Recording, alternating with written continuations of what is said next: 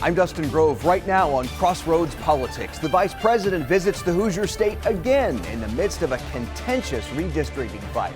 We're looking at the latest as JD Vance hosts another closed-door meeting with Republican lawmakers. Plus, as you may know, I just announced my candidacy for Indiana Secretary of State.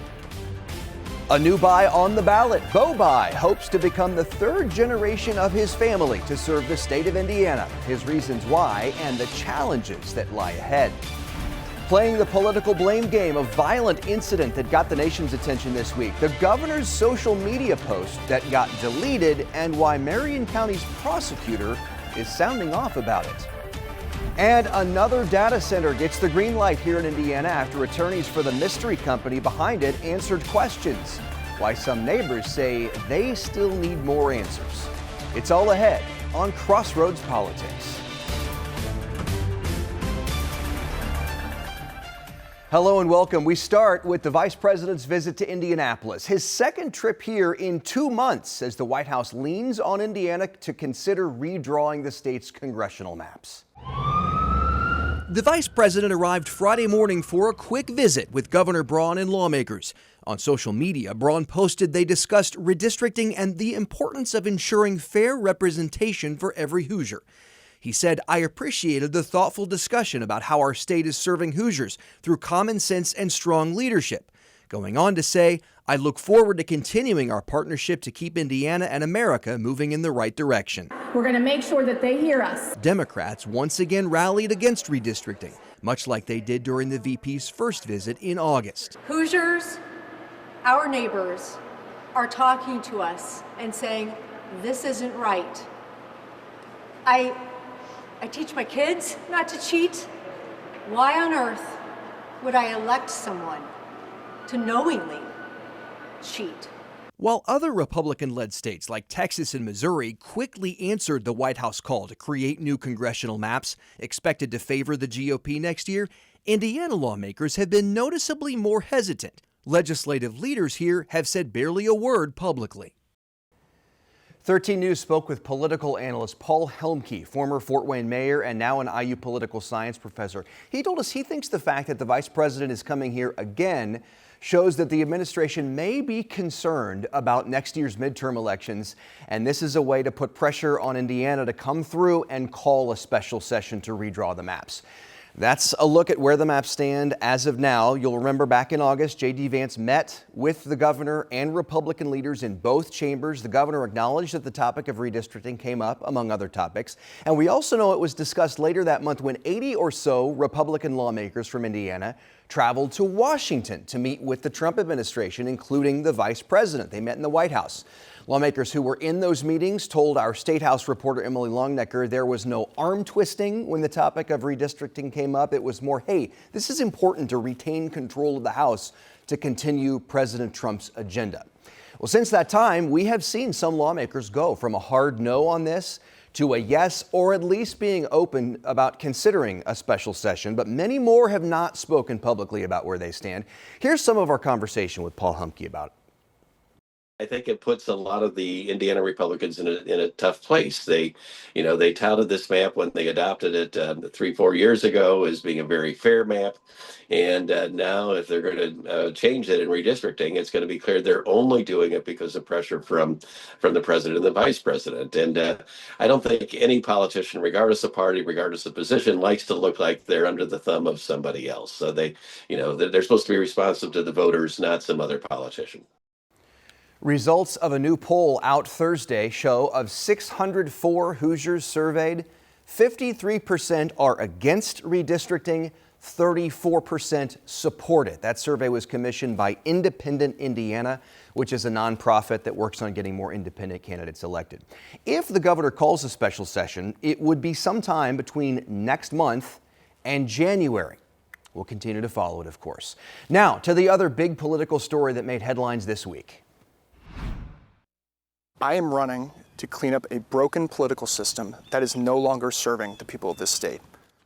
It is official. This week, Beau Bayh launched his campaign for Secretary of State, becoming the third generation of his family to enter Hoosier State Democratic politics and literally following in his father's footsteps.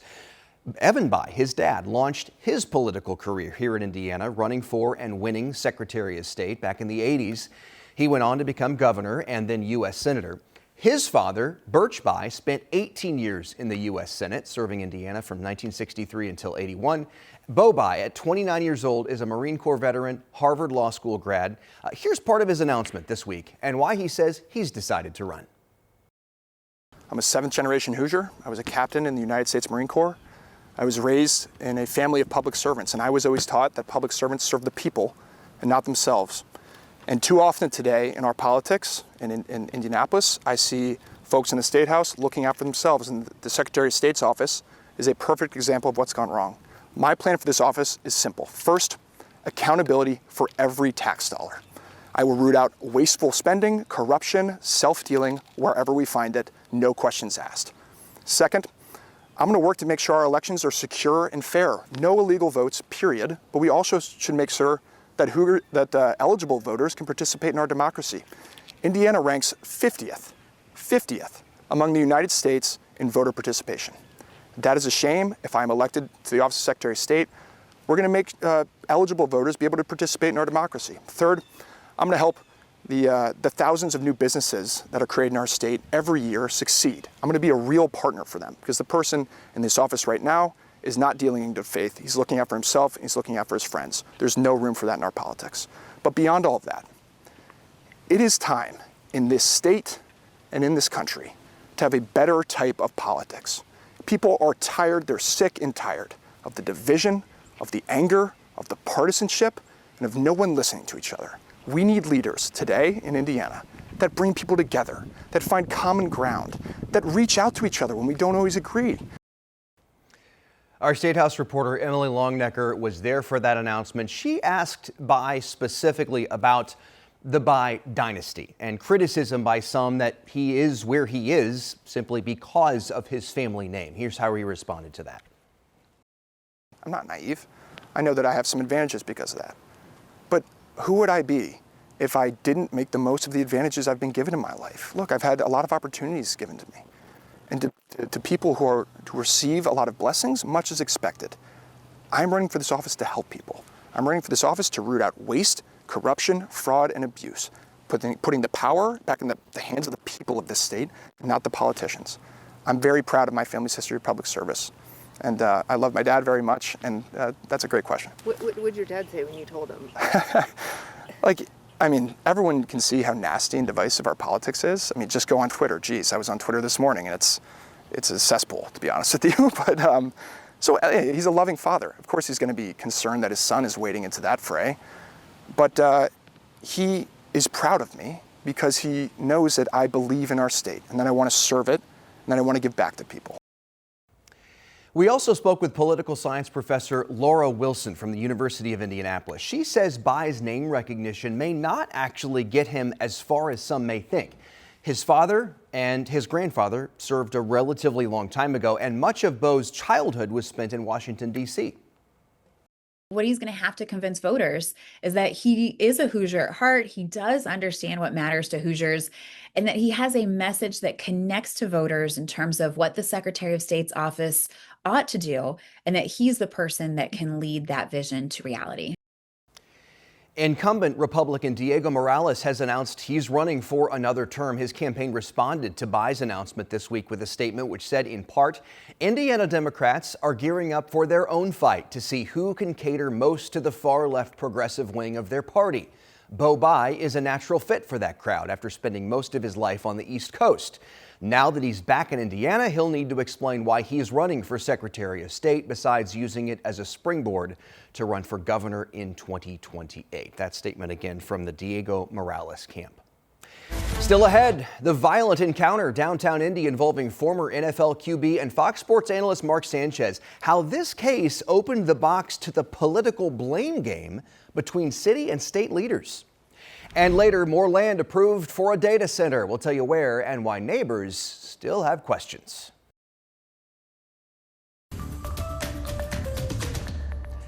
Indianapolis was in the national spotlight this week for a troubling and bizarre story. Former NFL quarterback and Fox Sports analyst Mark Sanchez was here in town to call the Colts-Raiders game, but got stabbed in a scuffle downtown the night before, went to the hospital, and was then charged with a felony for allegedly attacking a delivery driver. Now, that alone is not political, but it made a turn that way online, opening up a blame game between city and state leaders. Here's Samantha Johnson.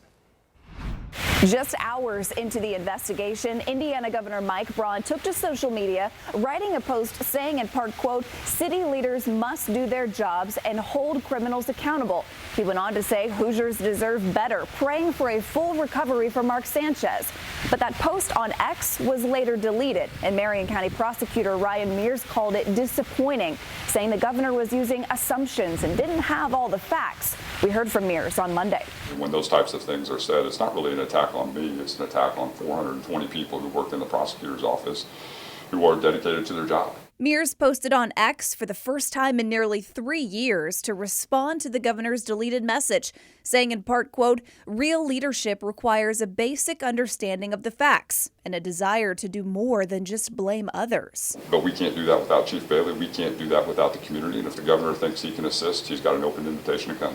Governor Braun pushed back again, writing in response, in part, "If one deleted tweet finally gets Mears to start paying attention to the violent crime epidemic in our capital city, then I will start deleting more tweets."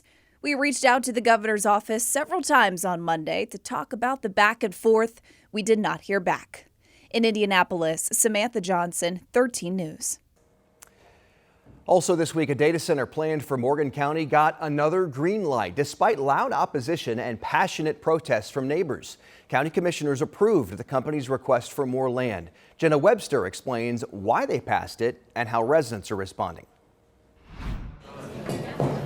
In Morgan County, 2025-12. residents are gearing up for another round in this data center fight. Please vote no on this. Please vote no. Please do the right thing and listen to we, the voters. What you're doing to this community is not healthy, and the villagers are angry. The no voices were loud against an unknown company's request to rezone 158 acres outside Monrovia for a data center. Morgan County commissioners already approved 390 acres for the project. It should be bringing in far more jobs than it is. At most, it might bring in 50 jobs. How does that benefit our community? And we want to see better business for Monrovia. We don't want a data center. We want things that will attract people to come to our town. The attorney for the project answering questions from the commissioners about noise level and water usage. A project engineer says one cooling system could mean using up to 3 million gallons of water per day per building. That would be the max capacity. That is hottest day of the year, all cooling, running. All those in favor of the motion signify by saying aye. Aye. Commissioners approved it 2-1. Don Adams says he voted yes after talking to a Chamber of Commerce in another state about their experience with a local data center. The good was growth, it was taxes, it was everything that you've spoken against, really. Meanwhile, Kenny Hale voted no after supporting the original 390 acres. I want to wait and see what's going to happen there before I do any more myself. Now, outside the meeting, 2 residents I talked to say Kenny Hale voting no really doesn't mean anything to them. To me, that's wishy-washy. We have to get people that are convicted with making decisions that are going to impact our community. One lawsuit is already with the courts, residents now threatening another. A second, third, fourth, fifth lawsuit to keep this community protected and keep us safe. It's a fight they're not ready to back down from. In Morgan County, Jenna Webster, 13 News. We'll continue to follow that, see where it goes. And that's this edition of Crossroads Politics. For all of us here at 13 News, thanks so much for joining us. I'm Dustin Grove. We hope to see you next time.